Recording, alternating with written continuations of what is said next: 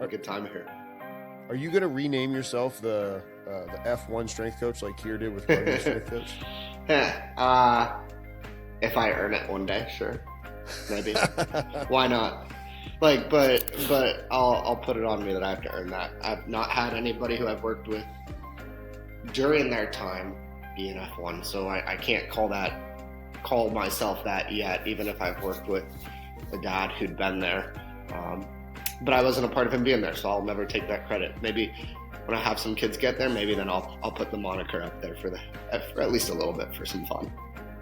Okay, so that actually leads us into the first question perfectly. For coaches that think motorsport and they only think F1 on TV, how big is the motorsport ecosystem, and what are people missing when they kind of just only zoom focus in on that?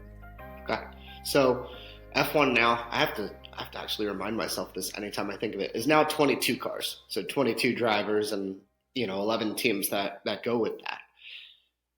In the F1 ecosystem alone, if you don't know anything better, you're missing out on about another almost 60 drivers in Formula 2 and Formula 3, which are the feeder series right below. If we expand out still into a F1-ish ecosystem, which would be feeder systems that can go to F1, but they can still go to other places, and it's still Formula 4 or more. There's like Spanish Formula 4. Right now, as we're speaking, there's F4 that's going on in UAE as a preseason. So in those realms, you can have, again, 30 drivers in each one. Multiply that out by at least 10, there's 300 kids. But if we leave F1 and we think IndyCar, there's another 30 drivers. You think NASCAR, there's another. And then NASCAR has all their feeders. So, I mean, already we've probably hit over 1,000 people who are professional or attempting to be professional. And that's just in the three main NASCAR, IndyCar, F1. And we haven't even gotten to endurance racing, which has ELMS, it has WEC, it has IMSA here in America. ELMS and WEC are primarily Europe or fully Europe. And in those fields, I mean, IMSA, the 24-hour of Daytona is next week, 60 cars. Now, because it's endurance, 4 people to a car mostly. So there's another 250. Now, some of those guys do as well drive in IndyCar F1 and come over for a race like a 24-hour of Daytona, or in I believe July, 24 of Le Mans. But still, like, endurance racing is that its own ecosystem. And when we're talking about that, there's 250. And then you talk out to gentleman drivers, guys who have a passion and a hobby that they can afford to pursue. I mean, with guys who I was working with last year and I'll be working with this year, they drive in a field called International GT. Everybody has their own car. We've got about, in our group, I mean, in our own garage, we had about 6 cars. And in the group that they're with, depending on the weekend, it could be 20 cars and it could go up to about 40. But you have so many cars that are out there, not even just for what we do. So, and there's gentleman drivers everywhere and anywhere too. So, I mean, we've probably hit tens of thousands without even trying to list out names here, and just understanding the size of what fields are and multiplying that out. The thing, like, hearing that, it just sounds like a completely, like, yeah, there's all of that, but then, like, okay, how did you get into it then? How can they get their foot in? And I know you wrote the blog, and the blog post is going to be linked down below. So those that want to understand more, read his blogs there, but let's also hear it from the horse's mouth now. So, ironically, we're doing this cheeky midweeky. I got into it initially on SCN. I'd started watching Drive to Survive and picking up the idea of motorsport again when COVID lockdowns hit, and I got sent home from my baseball job for the time being. Like all of us, we had to go home. So, in a 700 square foot apartment, when you can't do much and there's 2 people there, I mean, you've got to kill time somehow. So we just we watched shows together, my wife and I, and we did work. But at the same time, it's like you can't go live your normal day. So we're figuring out, okay, how can you go? Somebody can go work out outside. Somebody can go work out on a bike. Somebody can do this. There's so much time you take up. I was the kid growing up in the South where NASCAR was the only thing that we thought there was for a while. And you think to that, and then you see, okay, here's the Indy 500 being shown on TV. Or occasionally, if you wake up at 8 a.m., you might see an F1 car flash by, but you don't think about Like we didn't have that access 20 plus years ago that we do now. Drive to Survive made me realize, especially like when I go back to the kid days, we're just like sarcastically thinking all these guys do is drive fast, turn left, anybody can do it if you see NASCAR. But that's nonsense. Like, we know better that that's nonsense. It sounds terrible to think that we thought that way, but that's how kids are. Uh, Drive to Survive then shows initially like really, okay, this stuff is scientific, being on the engineering side, creating the car, and then all that the drivers have to do initially, you realize that. And it just turned into connecting with guys on Strength Coach Network here who were in Europe. And it just turned into you meet one, you meet another, just like we do anytime. If you go to a conference or anything like that, you're meeting people. And this person says, hey, go meet that guy or go meet that guy. And then it turns into a job in motorsport. And then it became doing my own thing where I had initially worked with kids who I knew and turned that into what it is now. So for me getting in, it was network, and it was an opportune time, basically. I knew for me, I didn't want to stay in baseball when my contract wasn't renewed, and it worked out well. Shout out to you for being able to see the writing on the wall. What do most strength coaches misunderstand about training race car drivers before they ever work with one, though? Because like you said, we did think, hey, it's just turning to the left. Like, the training demands for them, they don't really need to, lift heavy because who cares, or any of the things. But it's like, if you look and see what Powerlift did with Jordan Racing and the weight room that they put in, like, we're going to talk about the G forces eventually, but just from a high level, what are most of them going to misunderstand when they do the first thing like you did? Like, okay, when you first work with your racer, here's what I did wrong. Make sure you don't do this. So I think I was fortunate, right? I came into a facility where I had guys who had been there, done that. So my missing didn't get to happen in the way that it could have, because I had a mentor who I worked with who he's like, hey, here's how we're programming. Here's what we're doing. This is how we're going to do it, right? And I think on my end, at least if I didn't have that where you're looking at it, you're thinking you actually don't truly know the demands of what each car does. So we know that guys need to react quick. We know that they need their neck strong. But what we don't know is like, is a car, now I'll go with most cars are going to be rear wheel drive. So for me, I've never thought of the difference in front and rear. And I think that still is a technical one. But how heavy is a brake pedal? So are you a right or a left foot braker if we're not in a formula car? In a formula car, your feet are locked onto that pedal.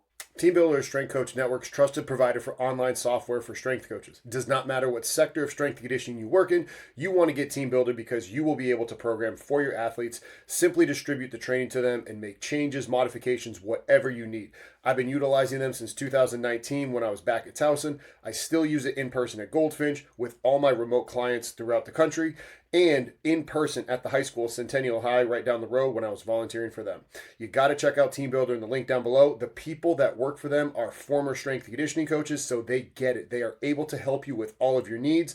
Again, reach out to your Team Builder rep and learn more about them in the link down below. So you can't move your right foot and your left foot. But in some cars, guys can, because of the car they're in, move their foot, so they could right foot brake if they want to. I still think when it gets to a technique, like heel toe, where you have your heel on one pedal, your toe on the other, so you make sure you hit the clutch. Okay, that's technical. So that's not us necessarily. I think there are ways maybe we can help with certain reactions for that, but I still think that's a technical driver coach type thing. But knowing, does my car have power steering or no power steering? That's one thing I didn't know fully. Like, I didn't know that when it comes to it. So many of these cars in lower level Formula Series, so Formula 2, Formula 3, all these cars that these kids drive, if they're trying to make it to Formula 1 has no power steering, which is why their G-forces, when we get to it, are the most heightened ones you'll have. But all those levels below, these kids don't have power steering. So where we think we just, you get in your road car every day, easy, I get a turn. These guys are literally fight back. Like, it's totally different. So not knowing really what the car demands and not knowing the difference from, say, a Porsche to a Mercedes to a Formula car to any other car you have, I think is the biggest thing that you don't know about. So I think knowing that, and then knowing the difference of if you go, say, from a Formula 4 to a 3, understanding like those jumps and what the differences those cause as we climb the ladder. I think understanding that is a massive advantage. I don't think there's an idea of programming as much. I think if you can program for a general physical fit athlete and make sure that you're taking care of their neck, their grip, their legs a little bit extra, I think you're on the right path. Are you going to be perfect? Maybe not. But as long as you understand the general demands, that's great. But you have to know the specific demands of each car in each series. Shout out to the late Dr. B and how he essentially talked about the fact that like GPP or general physical exercises, GPE, like this is almost everything that we're doing in there, but just building a healthy, robust person that can handle all the demands of sitting and travel, because the stronger and healthy you are, you're going to better be able to handle all of that. What about the braking forces? Like you said, does that change the program that you write or no? If a kid isn't strong enough, yes. Yeah. Okay. But I think over time, again, that the Dr. B idea, if you get somebody generally strong enough, they're going to be there. They're going to be strong enough, right? Like if we talk in terms of like some of the guys who I work with who have Porsches, there is an ABS system if they push hard enough, right? That anti-lock brake that I would hope anybody listening here knows what that is, where you hit too hard, it's going to pump, right? Like you're not just going to skid. If in an old car, you had to do that pumping yourself. But kids in Formula, they don't have that, right? So the hydraulics will help you get to that on that Porsche side. And again, hydraulics are still helping you cut down on how heavy it is anyway. But for us on that Formula side, if I know a kid at some point in their life probably has leg pressed 300 plus, they're probably going to be strong enough. You knew that if somebody was strong enough, like if they did that leg press 300 pounds, same way that, they don't need a back squat 600 pounds in season. Yeah. So for me, if you get kids strong enough, if they're going to push leg press, 300, 400, they're going to be strong enough. Like in an F1 capability, I think the max break-in strength you'll see is about 180 kg. It's about 400 pounds. So if you're doing that, you're at that point, and we're not going to break as heavy in a lower level car necessarily. So if they're prepared there, if they're hitting 450, because if they hit 450, 400 is 90% or under, you can continue that every single time, and you're not going to hit that in every braking event anyway. One of the things that I thought about when you were talking there was, I wrote it down, is watching film.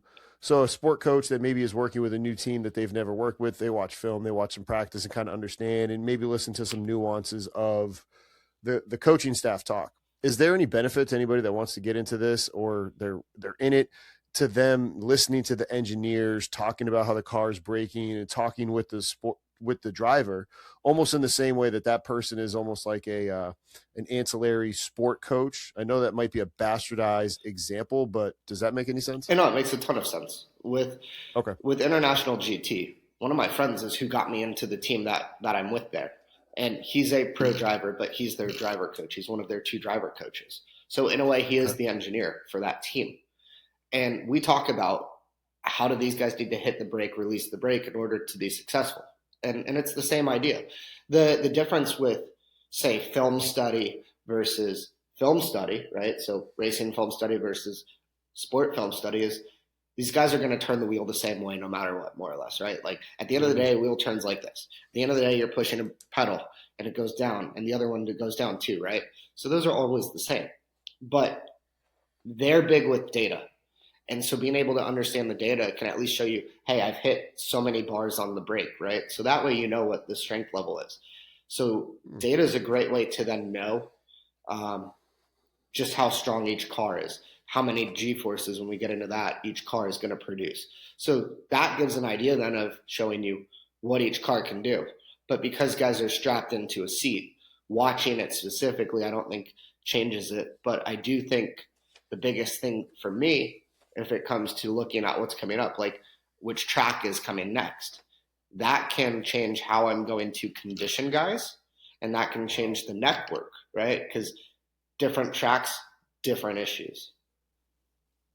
Really? Didn't even think about that, but yeah, you're right. It's only like there's different like traveling is, I mean, not only just the travelness, but like, yeah, the different lengths of the track, like road games. Holy cow. Yeah. Never thought about that. Layouts matter, right? Like, you know, you might, um, you might have tracks that have no flats, like no straights that go forever, and you might have ones that go forever. All of a sudden, now your demand has just completely changed.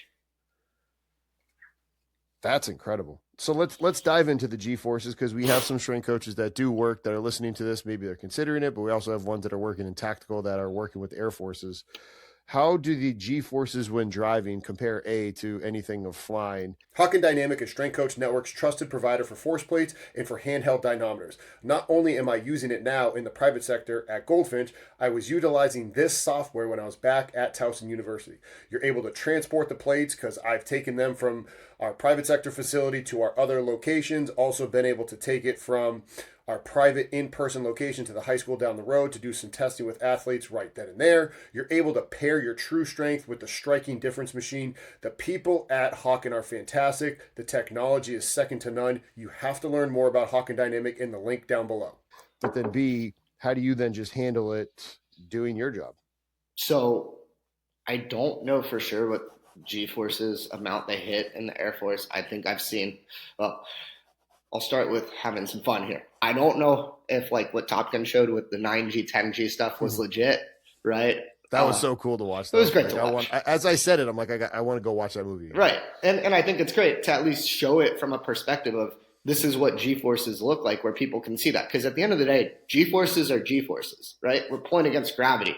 And the speed we go is going to dictate the amount of G-forces. So with the movement we have, that's going to dictate it.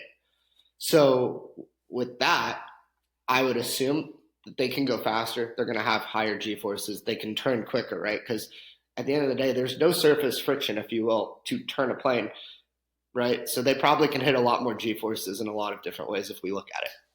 I'd be curious what their numbers are, like getting to see that data where I don't know them as well. But on ours, if we look at it, as it goes level by level, it's almost a half to whole G-force that changes as you go up from car to car, where you'll max out at about 6 Gs in F1. That's not small, right? Like everything on your body there is now 6 times what it weighs. So if your head weighs 20 pounds, now your head weighs 120 pounds as you go. Like it's psychotic, which is awesome. So, I mean, welcome to liking psychotic stuff and adrenaline, right? Like, I love to snowboard, and that's good adrenaline for me. And here I'm thinking this is psychotic, but that would be freaking awesome. So, no, when it comes to that, it changes how it works a bit, though. So, if we talk about the demands, if you're on a course where you have 20 seconds to know that all I'm doing is going forward, my head is resting on the back of my car because I'm going in this way, like, are you really getting a break? No, because your heart rate has been up. So maybe it comes down 5 to 10 beats. But 20 seconds, as we know in anything, right? Like if we're truly going to get a proper recovery from our heart rate, it still is probably going to take 40 to 50 seconds to see that beat truly drop down by at least 20, right? And then we're hoping in a minute that people can recover. Like 30 is that minimum base, but we really would want to see 40 to 50. We're never getting that time. So that recovery is always partial. Now talk about it where it's like, okay, if you're on an oval and we're on a short oval like guys do, they're sustaining about 3.5 G-forces for literally like oval, like that quick. It comes, it goes, you're making the same turn in like not even 3 seconds. And the straight, there's not enough time for it to be straight. Like, so guys do Freedom 90, Freedom 75, and that's 75 laps, 90 laps, right? So it's going that quick. We talk about, like, I was thinking about this from just the perspective, like, if people called it Indy 500, like, if they think of it as the easiest race, because you know that you're flat out for the most part, obviously you have to lift. There's some banking on those turns, right? It's 2.5 miles. So each straight is a mile. Each turn-in section is going to be the other. It's about that, right? So I always mess up that. But each turn it'd be a quarter, right? Because 2 straights is 2, and then 2 quarters is a half to get 2.5. Something like that. I'm messing it up right now because my brain just can't function off of being sick. But either way, the point is you have 2.5 miles to do one big oval. In qualifying, they do that 4 times. Now, the max speed that's been around there is like 227, but for the sake of easy numbers, like and what my brain can handle, if we call that 240, right?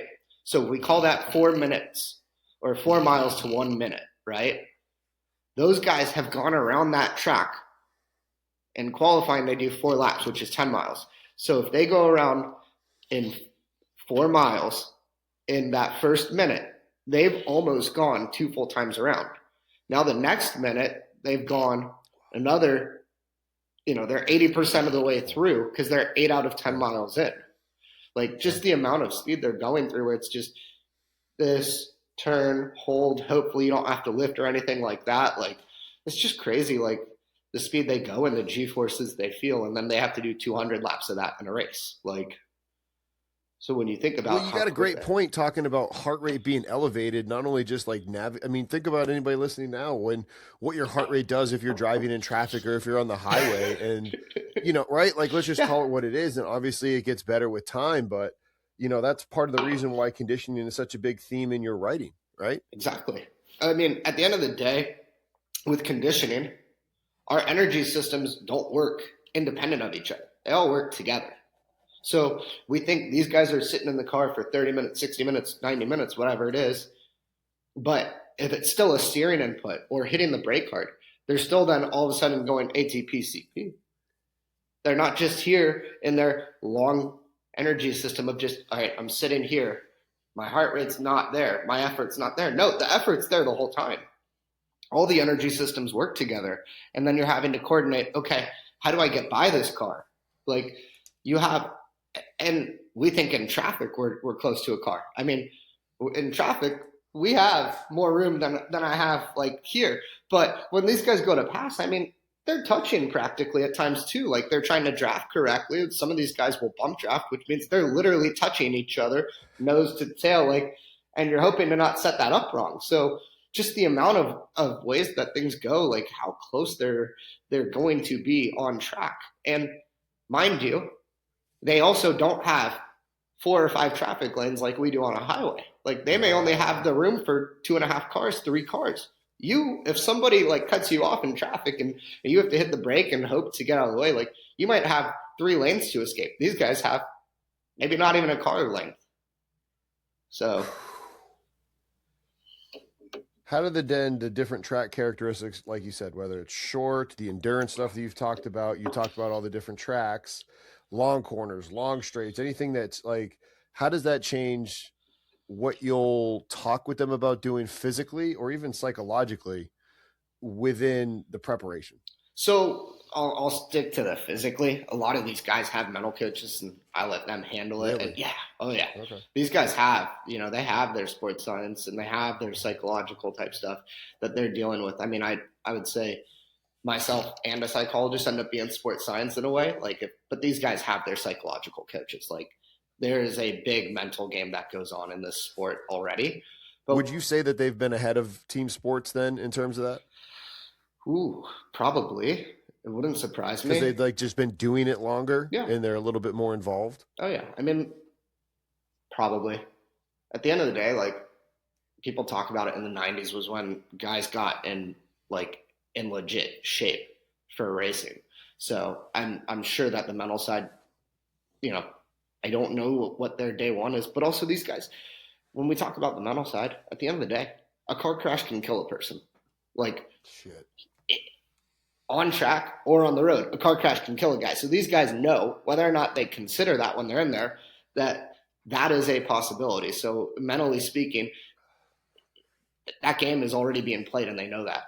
But when it comes to the demands, like what I was told is the longest straight we have on a season in terms of time for one of the levels is 17 seconds.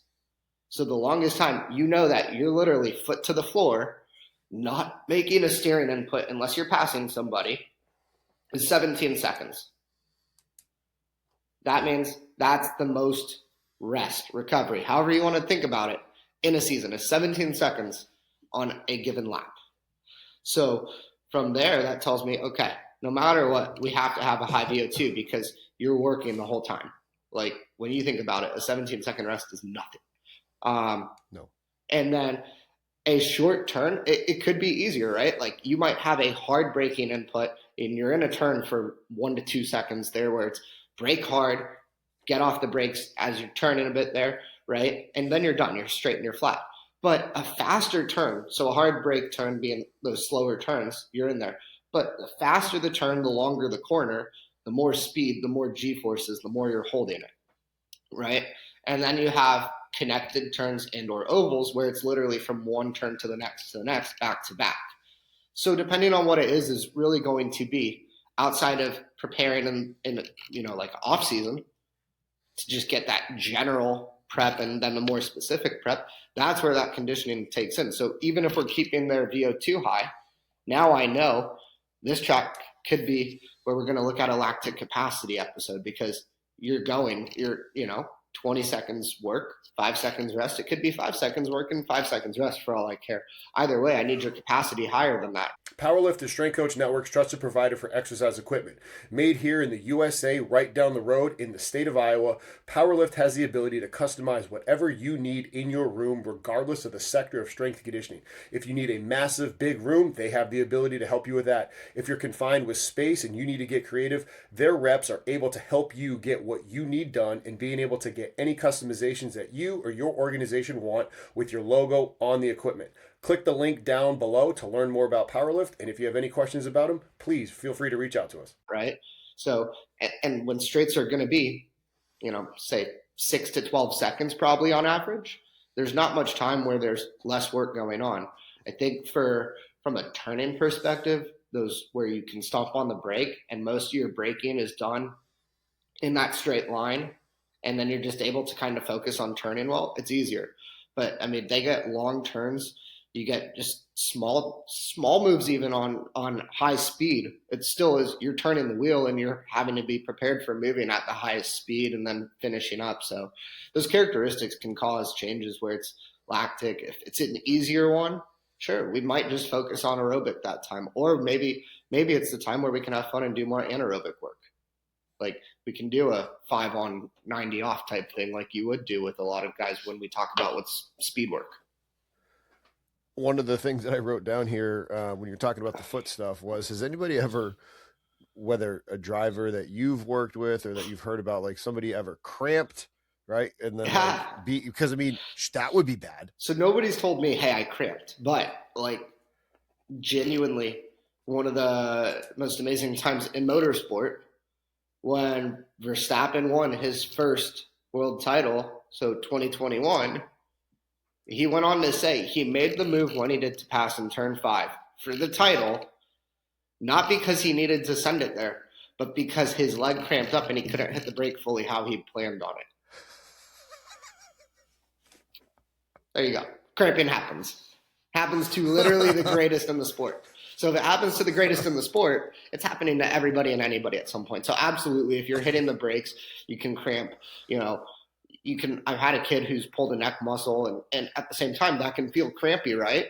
So like it's all that idea. Like this stuff happens just because the idea of we are not running, we are not jumping doesn't mean we are not actually doing what we are doing. Sheesh. Then the second thing that I wrote down here was, has anybody ever said like, oh, got into this crash, but I feel like I was able to handle it better because I'm just a better, stronger, more robust person, less anti-fragile? I don't think they say that because I don't think they think that. But I think they know, oh, okay, I'm in good shape so I can handle it. Like one of the kids who I've worked with this year, he was a kid who had his car go over another car, right? Yeah, got some air. And, once his race was done and he's got some air. Yeah, but that's his mindset. Like once his race was done and I'm able to talk to him and his brother and his dad and like the guys who were there because I wasn't able to be at that track. I was on the way home. He's sending me onboards of it and he's literally laughing like as he's like recording this for me. And it's just like their thought process, just they can't Like, you can't think, hey, what happens if, right? Like, so for them, I think that's kind of their way of knowing they're prepared for it, even if they won't say it. Touche. Another thing that you've continued to point out is that, you did highlight all the different, F1, F2, and then you highlighted all the different drivers, but you have also in your blogs talked about the fact that it's not just the drivers that are the athletes in motorsport. How should any of our strength coaches listening think about pit crews in a performance standpoint, which we've even heard that some former athletes or former strength coaches get hired in pit crews? They do. I mean, NASCAR has scouted the combine before to see the guys who won't get drafted. I've had a pitcher who he retired from pitching, and man, guy was built really well. Got brought over to be a pit crew, not even like a year or two later after being done. So, I mean, if you're a guy who's probably in the 200 to 250 pound range, at least for NASCAR, you can move quickly. You can either carry a tire or change a tire or jack a car. Like, I mean, these guys have to be athletic.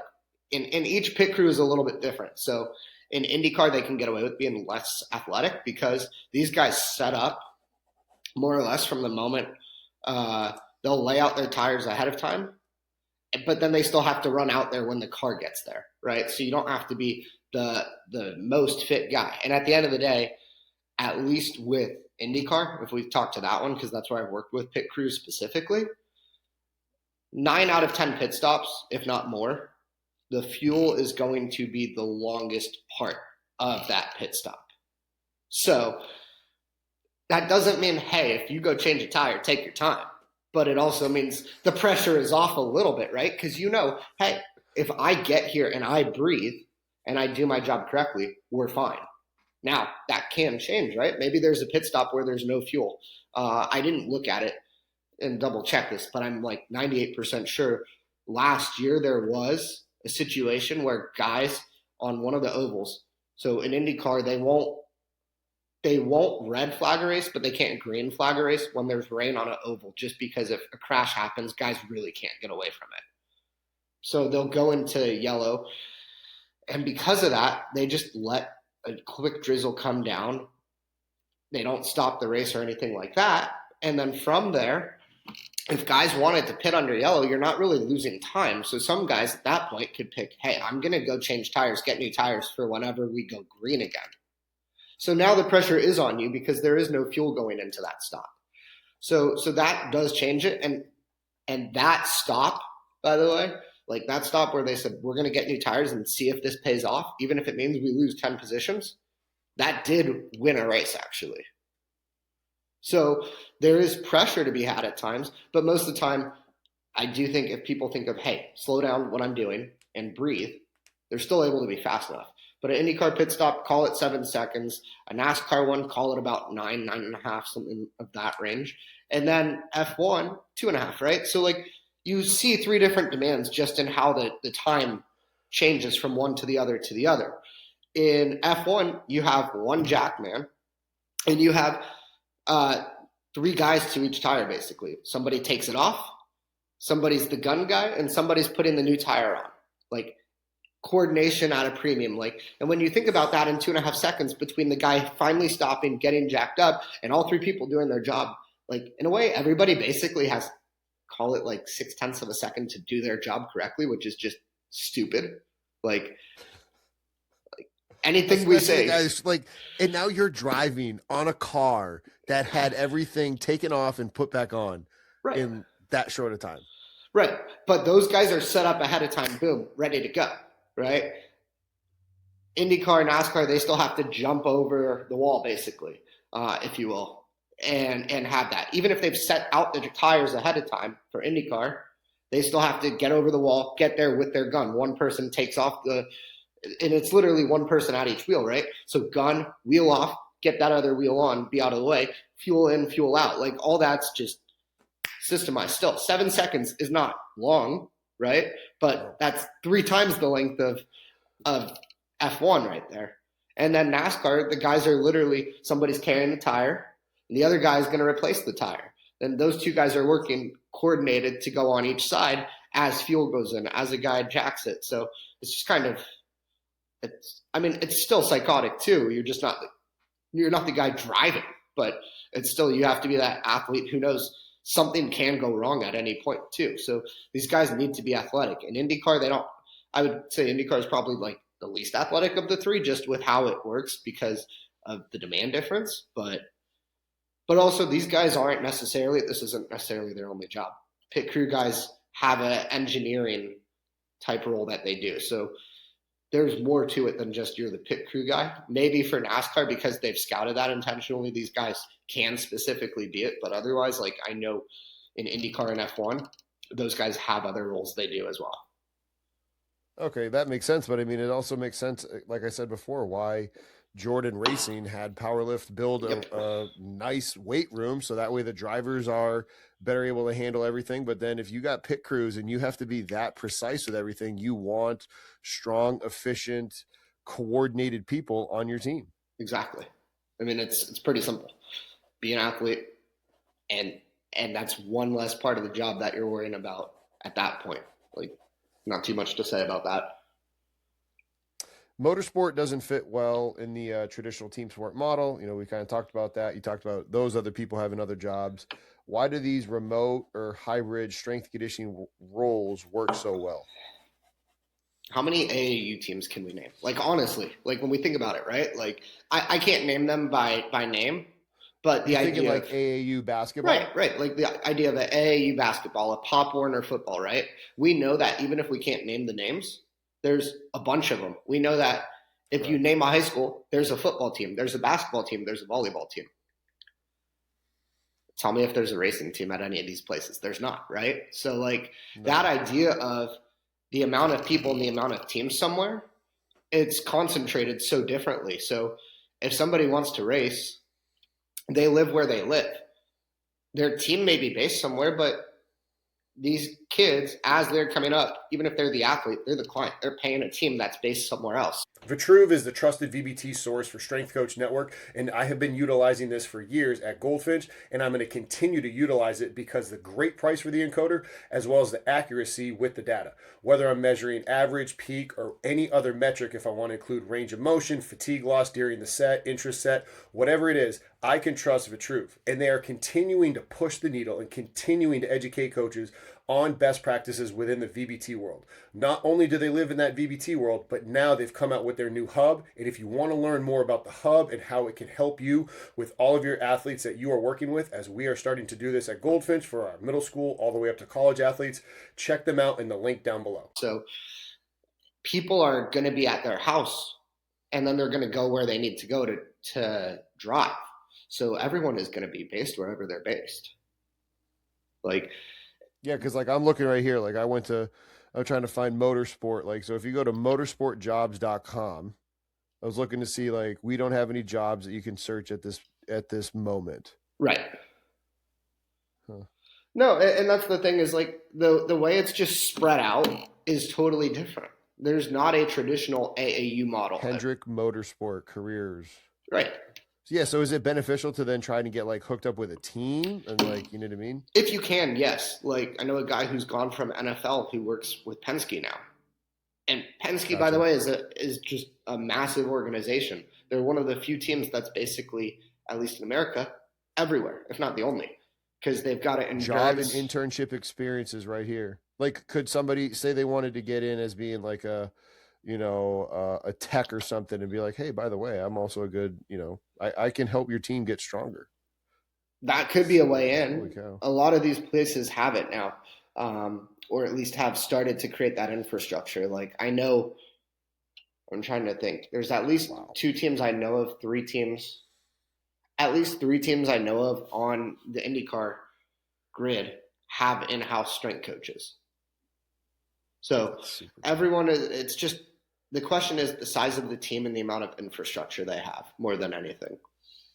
But and I mean, it's like anything else, like in colleges, because colleges, you can have a football only, a basketball only. I mean, shoot, you go in the Midwest or the South, you've got wrestling or baseball only because they can afford to do it versus D2, D3. There's 2 people for 19 sports because they don't have the finances to pay it. Exactly.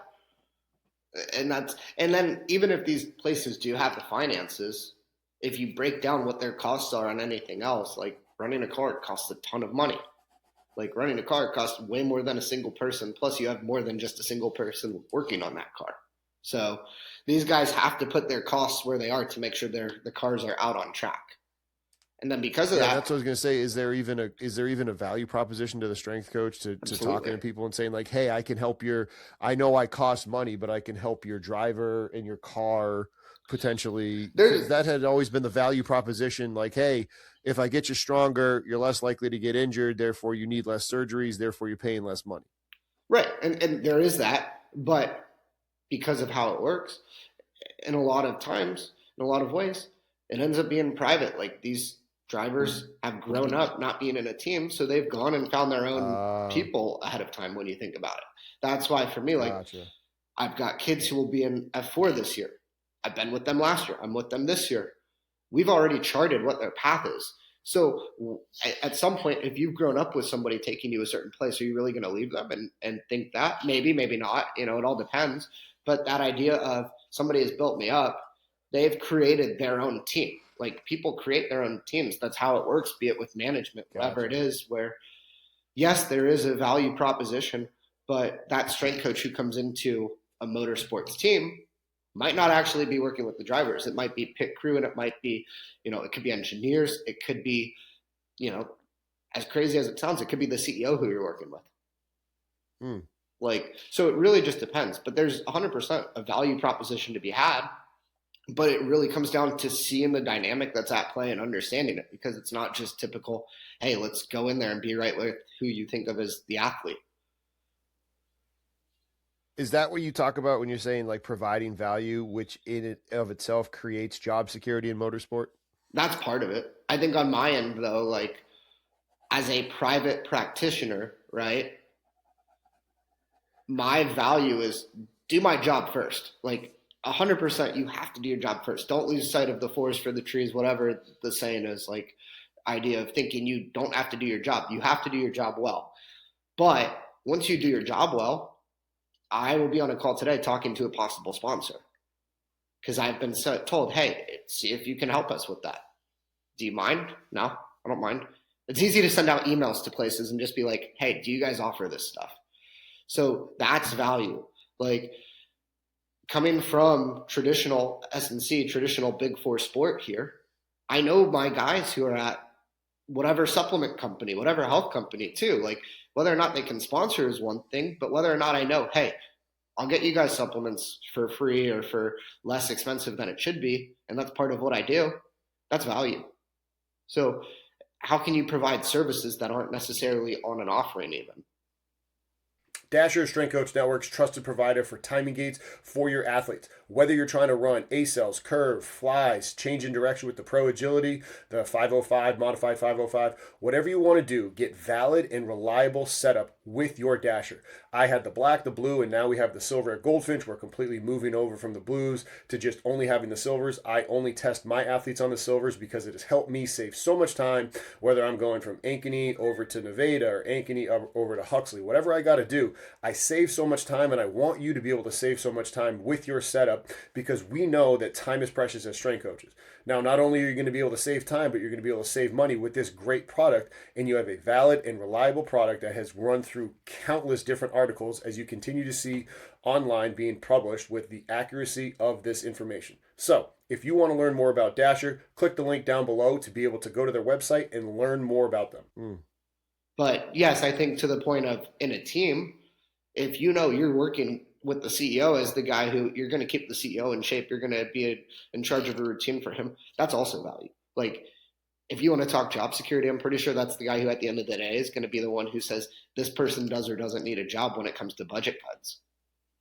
Yeah, because you're the bottom line that CEO is looking at, and now you're almost doing a little bit of corporate wellness with them or whoever else. You're not just a number. You're now more than just the number.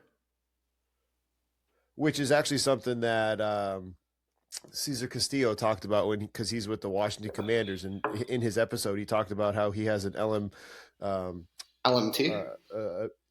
so he can massage, right? And not only will he do things with the players, but position coaches, head coach, ownership, like they'll come and they want to get some body work done. He's like, that is I'm a strength coach that can put hands on, so that's beneficial, right? Because for the longest time, strength coaches wanted to be the sports science guy on staff because that was their niche to stay. But now there's a whole sports science department. Yes, as athletic trainers, but sometimes they get bogged up. He's like, this was my way of being able to be different as a strength coach, but also when the head coach or other people and position coaches want to come in and get work done, guess who gets to spend time with them? Yeah, no, you want to hear funny, by the way, you bring up Caesar's name. You know where he was in 2019? Miami. Elizabethtown, I believe, with the Twins. Appy League. Oh, yeah, he was. So he was in, yes. You know where I was in 2019? Danville with the Braves. Appy League. Both of us were down there in those days. That's wild. Absolutely wild. We've talked about the expenses of motorsport. Does that change the fact that you can charge more, charge less because they're spending so much money when they're young? Like, or is it just people understand that this is an expensive sport, an expensive hobby? Man, it's expensive.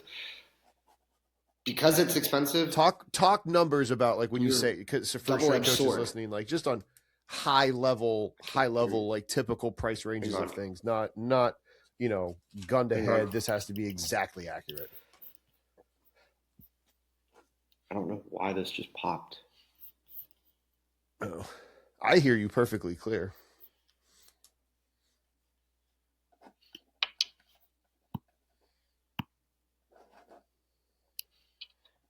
Oh. Okay, so I couldn't hear you. I don't know why my AirPods are popping on me. So I don't know if you were asking something. So what I said there is, we talk about the expensiveness of motorsport.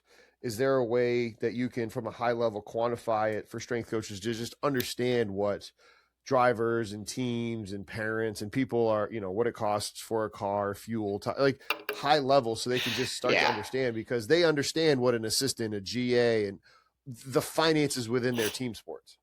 For a team to run Daytona, I've been told ballpark range. So this is 24 hours of Daytona coming basically in a week. For a team to run that, ballpark, low end. Meaning team to race it? Yes. Okay. Low end, $1 million. That's for one weekend of a 24-hour race. So what I do know, give or take, numbers I know, is a gallon of gas for racing. I'm willing to hear you take a guess at what that costs. Just a gallon of gas, give or take. Like gas is about $3 right now, right? Overall. I was going to say $5. Yeah. Good luck. You'll never race. It's about $20. $20 for a gallon of racing fuel. Yes. $20 per gallon, give or take. So, I mean, just from that thought, a set of tires, and for some of my guys who I work with, is about $4,000. Like, right. Like, we think, hey, $3 for gas is terribly expensive, and a $500 set of tires is expensive. Yeah, everything just went up 4 to 10x. Like expenses are crazy, and because of that, like, look, I would love to go find a billionaire and say, hey, if I charged you $1 million for the year to take care of you with all this, like, could we do that? You're probably not just going to get a yes out of somebody saying 1% of my worth is tied to what you do for me, right? Like, you better show a ton of value in that. And even then there may be no, but just thinking that, hey, one race costs $1 million. Your gallons of gas is 20. Your set of tires is 4,000. Like, these guys have to be experts at budgeting, right? So, like, yes, it's an expensive sport. Yes, you can make more money in it because of that. Player Data is Strength Coach Network's trusted provider for GPS technology, and it's simple. The price you cannot beat, and the validity and accuracy of their technology is second to none. The price is outstanding. Go ahead and reach out to them to learn more about the pricing specific to you and however many units you're going to get. And then the validity. Player Data has been tested and run through FIFA's validation process for FIFA to then be utilizing Player Data technology. FIFA, we all know that name. They would not be utilizing a product that cannot live up to the competition and cannot be able to provide real, live, and accurate data. Player Data is able to do this. Not only do they have great software and hardware, but I know that the customer service is fantastic because I have worked with these individuals before. Click the link down below to learn more about Player Data. But at the same time, now you have to understand these guys are going to look at what costs what and how do they justify what they're spending. So you can make good money. And I think for the most part, with people I know, like their pricing is pretty fair on what some day rates are for everything. But you still have to be willing to, understand that where you think somebody can afford to pay you, say, 200, 300, 400 a month for an S&C program, that might be the 200 that's going toward their one day of gas for a car instead, like as crazy as it sounds. Now, not obviously one-to-one, but that's the high level budgeting that they're playing, and they're going to decide what's most important to them. Is it, I can get on track 2 more days this month, or I can hopefully pay for a strength coach. So it really is going to depend there. But at the same time, like we talk about the expense that racing is, we talk about who races and like, what are we missing? I'm not going to give away who's who here because, like, I want people, like, if they really want this, go look up for yourself a bit. Like, let me not give you all the answers. But if you look at entry lists of, like, a Le Mans and a Daytona and these endurance races where people are, and there's a lot of people racing them, right? Like 60 cars times 4, 200, like, on the low end. If you go look at the drivers, some are pros. Some are guys who this is still their passion and their hobby that they're doing on the side, and they are super high net worth people. These are guys who are then paying to be there, potentially all that, but they have money. And because of that, you can find those people who can afford stuff. I mean, and I say money, like we talk about sports as millionaires. This is the billionaire sport.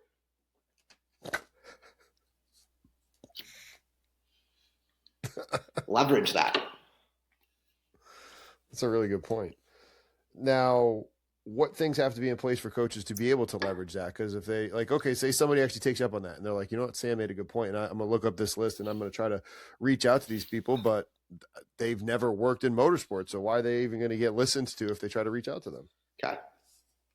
You probably agree with me on this, and good strength coaches probably agree with me on this.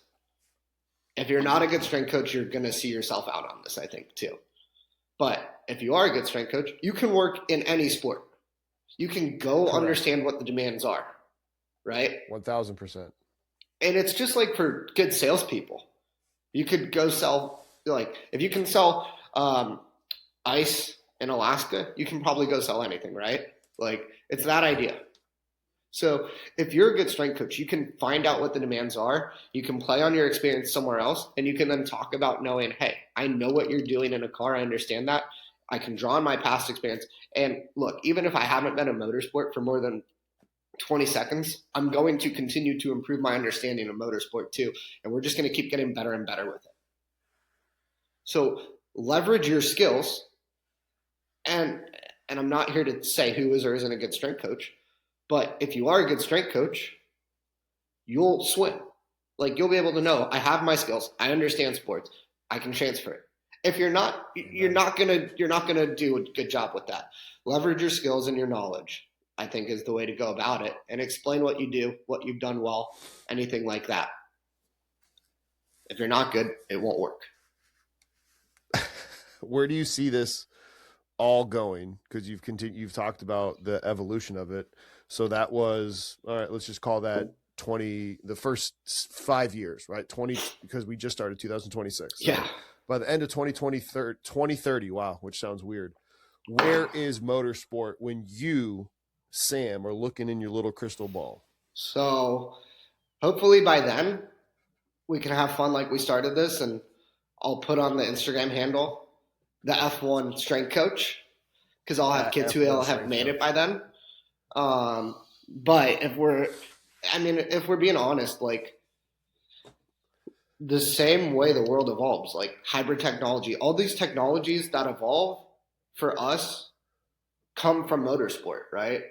So a lot of cars that you'll see in endurance, you'll be like, wait, I've seen that Porsche on the road. It's basically the same thing. It's just made for a track. Like, those cars are built to be the cars that show you what comes. So I think we're going to continue to see money is going to go into it. Technology is going to advance.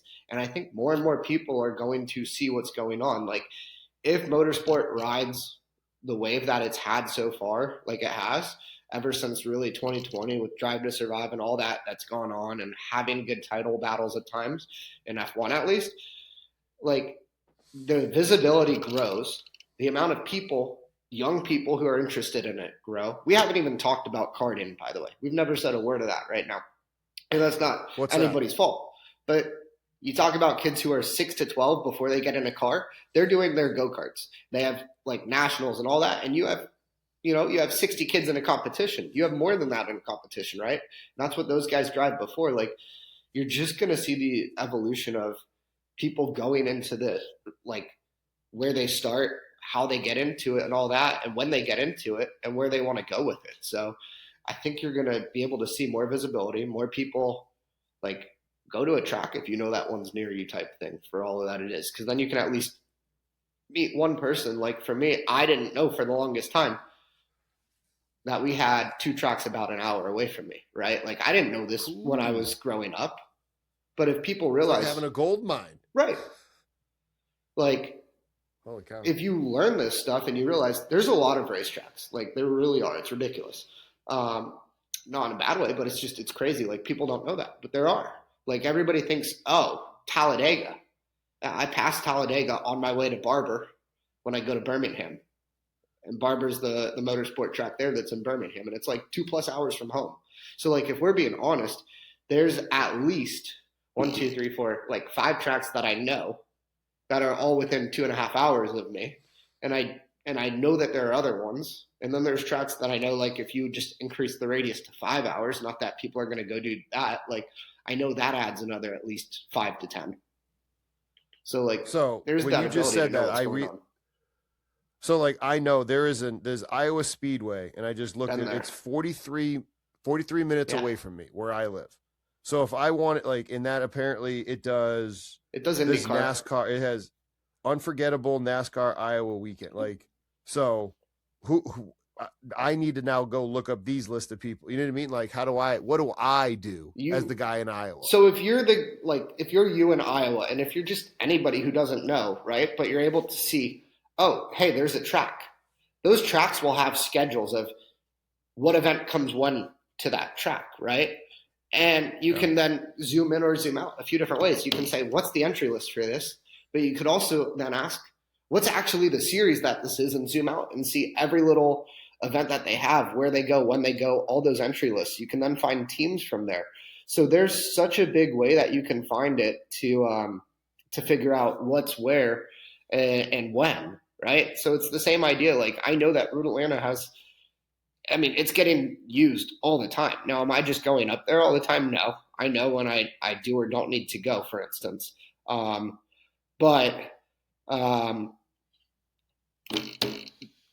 terms of it, like you can find so many entry lists. They gotta wait. Like it gets cold up here, but so okay. Now, regionally, the warmer it is, the more that they're gonna have stuff. Look at that. There? That's good old Iowa for you. Look at that. I was there. Giddy up. Yeah, the infield. I mean, you guys. This is all you guys have in Iowa, right? Oh, combines, baby. Yeah, so that's from being combines, baby. That's fantastic. Yeah, no, for anybody, it's like, look up what a track is. Like, I know for me, first weekend of February, I know that there's an event going on at Road Atlanta that I probably should try and get up to in all likelihood. So I'll at least go there for one of the days. I'll go see who I know if they're there, and if not, I'll just go walk around. And in a lot of these events, if you go on the right day or right days, they might cost $5 and they might cost nothing. So you're really just spending your money to get out there, like on a gallon of gas. 2 gallons of gas, cool. $10. You need a water or something. And it's not a $20. It's not a $20 gallon of gas. Right.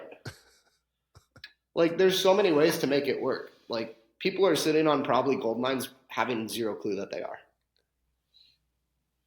That's a perfect place to wrap this up, to give coaches the incentive. I mean, all of these podcasts, all of these webinars has been about sparking the interest so that way they can continue to do their own research, not only with the finance ones that we have, but any of these.